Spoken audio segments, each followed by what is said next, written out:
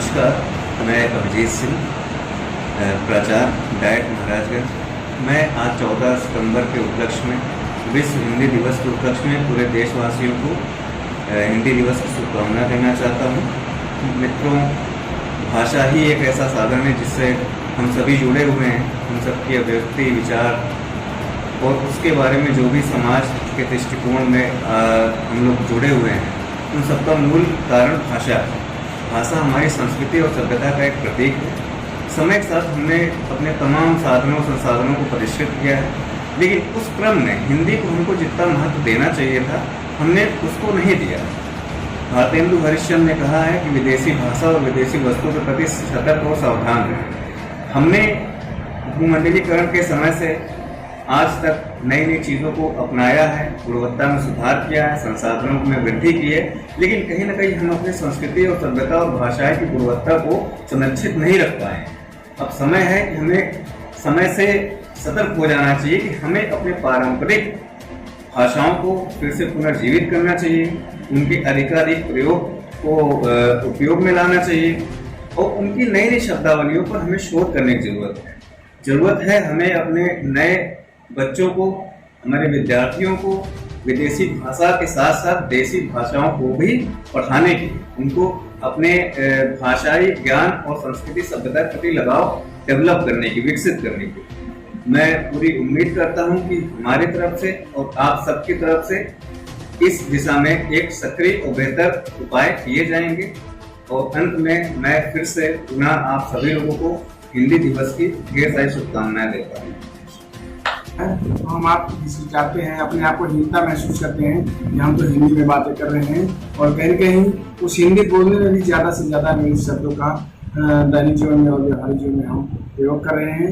और यही कारण है कि जब तक हम शुद्ध उच्चारण नहीं करेंगे, शुद्ध लेखन करना संभव नहीं है।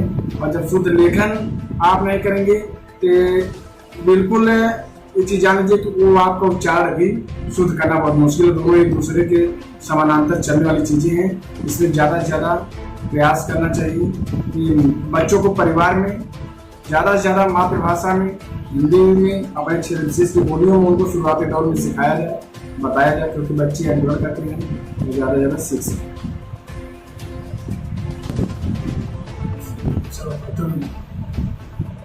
हिंदी दिवस की तमाम देशवासियों को हार्दिक शुभकामनाएं। हम लोग जबानों के हवाले से सरकारों को कटघरे में बहुत आसानी से खड़ा कर देते हैं और जिम्मेदार ठहरा देते हैं जबानों के पतन के हवाले से। मगर मेरा मानना ये है कि हम लोगों को पहले अपना खुद जो है मुहासबा करना चाहिए, जायजा लेना चाहिए, अपने दामन में झाँक कर देखना चाहिए कि हम इस जबान के लिए, हम अपनी मातृभाषा के लिए क्या योगदान दे रहे हैं, क्या कर रहे हैं। मैं ये भी मानता हूँ कि सबसे ज़्यादा खतरा जो है जबानों को उनके बोलने वालों से ही है। दैनिक जीवन में अगर देखा जाए तो हम लोग कितना जो है जो अपनी मातृभाषा है उसका इस्तेमाल करते हैं, उसका प्रयोग करते हैं। और दूसरी बात ये है कि कितने ऐसे प्रोफेसरान हैं, लेक्चरर्स या जो अदीब हैं, हिंदी के जो लिखारी हैं, जो हिंदी भाषा से प्रेम करने वाले लोग हैं, अगर देखा जाए तो वो अपने बच्चों को हिंदी पढ़ा रहे हैं, हिंदी मीडियम स्कूलों में जो है पढ़ाना तो अपनी जो है पहली प्राथमिकता में रखते हैं। हिंदी वाले खुद जो है अपने बच्चों को अंग्रेजी मीडियम के स्कूलों में पढ़ाने में जो है फ़ख्र महसूस करते हैं। तो ज़बानें जो होती हैं वो तो अपने बोलने वाले से जिंदा रहती हैं। उसको आप जो है सरकारों के रहमो करम पे, हुकूमतों के रवैयों पे अगर आप ये सोचते हैं कि हुकूमतें उसको संरक्षण देंगी तो वो ज़बानें जिंदा रहेंगी, ये बात एक हद तक तो सही है, लेकिन बहुत हद तक ये बात सही नहीं है। इसलिए हमको जो है, जब हम इस भाषा से जो प्रेम रखते हैं तो हमको जो है खुद उसको अपने दैनिक जीवन में इस भाषा का इस्तेमाल करना चाहिए, अपने बच्चों को उस ज़बान को सिखाना चाहिए, आस पास और अपने समाज में उसका जो है ज़्यादा से ज़्यादा प्रचार प्रसार करना चाहिए और उस पर जो है काम करना चाहिए। बातें तो बहुत सारी हैं। भारत के किसी भी कोने में जाए ये देखिए इंग्लिश और हिंदी में क्या अंतर है। इंग्लिश में तो अक्षर को साइलेंट करके बोला जाता है, लेकिन हिंदी की एक बिंदी भी बोलती है, चाहे वो बिंदी कहीं पे लग जाए। हिंदी का यह महत्व है। और पुनः मैं अपनी आज समस्त देशवासियों के हिंदी दिवस के अवसर पर ढेर सारी बधाई हो। धन्यवाद। मैं अर्जुन शाही प्रवक्ता सारे शिक्षा जिला शिक्षा एवं प्रशिक्षण संस्थान हिंदी दिवस के अवसर पर आप सभी देशवासियों को शुभकामना देता हूँ। और मेरा मानना है कि हिंदी भाषा जो है बहुत समृद्ध। अंग्रेजी में जहाँ चाची के लिए, बुआ के लिए, मौसी के लिए, आंटी शब्द का प्रयोग होता है, वो हिंदी में सबके लिए अलग अलग शब्द हैं।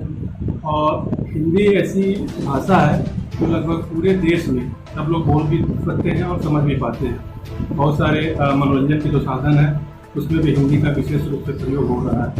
लेकिन जो किस बात की है कि आज़ादी के बाद ये बताया गया था कि जो न्यायालय की जो भाषा होगी वो अंग्रेजी केवल 15 साल के लिए होगी, लेकिन दुखी बात है कि अभी तक इसको हटाया नहीं गया।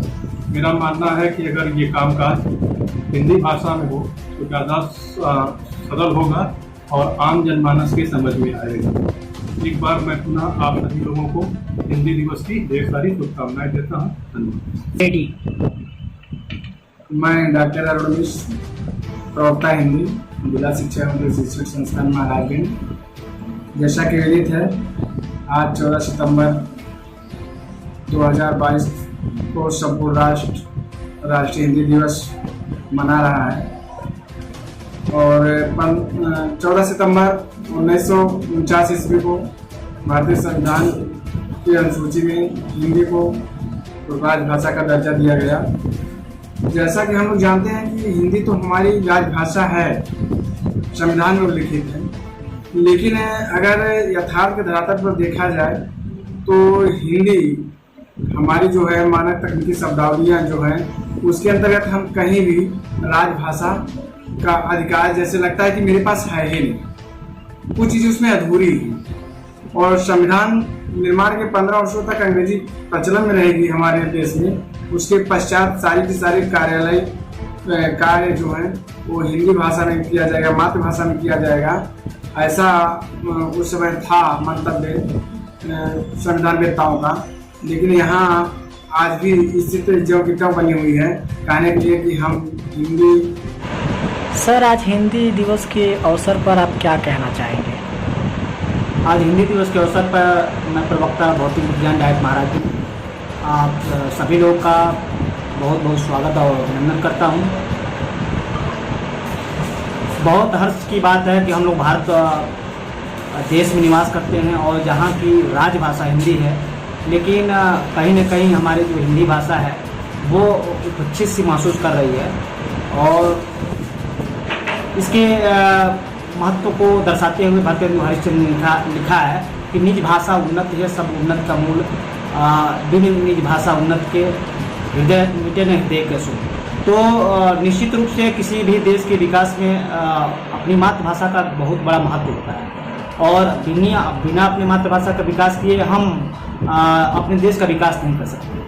तो हमें अपने भाषा को समृद्ध और संस्कृति को समृद्ध बनाने की आवश्यकता है और हिंदी पर विशेष ध्यान देने की ज़रूरत है कि जो हमारी ये हिंदी भाषा है वो हमारे लिए एक सांस्कृतिक धरोहर के रूप में और हमारे जो आने वाली पीढ़ी है उनको हस्तांतरित होती है और इसकी एक समृद्धि बनी रहे। फिर एक बार पुनः आपको हिंदी दिवस के अवसर पर आप सभी लोग को बहुत बहुत। मैं डॉक्टर सूर्य प्रकाश मिश्रा, प्रवक्ता डायट महाराजगंज, आज हिंदी दिवस के अवसर पर अपने समस्त देशवासियों को ढेर सारी शुभकामनाएं देता हूँ। हिंदी दिवस आज एक दिवस के ही रूप में नहीं मनाया जाना चाहिए, मेरा यह मत है। और जैसा कि हम सब जानते हैं कि आज सभी लोग फेसबुक और व्हाट्सएप ट्विटर पे हिंदी दिवस की ढेर सारी बधाई दे रहे हैं, शुभकामना दे रहे हैं और ऐसा लगता है हमको कि आज दिन भर चलता रहेगा और इसके बाद से कल हम सभी लोग अपने दिनचर्या में लग जाते हैं और भूल जाते हैं कि ये हिंदी जो है हमारे देश को, अपने पूरे राष्ट्र को एक सूत्र में पिरोने का काम करता है। तो सिर्फ एक आज मनाने के लिए ही ना हो, ये हमारे कार्यों में हर जगह दिखना भी चाहिए। जैसे मुझे लगता है कि अंग्रेज तो चले गए लेकिन अपनी इंग्लिश यहाँ पे छोड़ गए। आज भी भारत की जो न्याय पद्धति है पूरी की पूरी इंग्लिश पे टिकी हुई है। आप न्यायालयों में जाइए, वहाँ पे जो भी बहस होती है, जो भी आपको वहाँ से कापी मिलती है उसके न्यायालय की, वो सब कुछ इंग्लिश में लिखा होता है, तो जिससे हम सभी को बहुत सारी परेशानियां होती हैं। हम भी अगर साउथ में चले जाए, अपने देश में चाहे पूर्व में चले जाए, तो अपने आप को कहीं ना कहीं से हम लोग एक दूसरे से अलग पाते हैं। तो अगर हिंदी को पूरे देश में फैलाया जाए और पूरे देश की भाषा मानी जाए, तो इससे ये लगेगा कि हम सब एक हैं, चाहे हम भारत के किसी भी कोने में जाए। तो ये देखिए इंग्लिश और हिंदी में क्या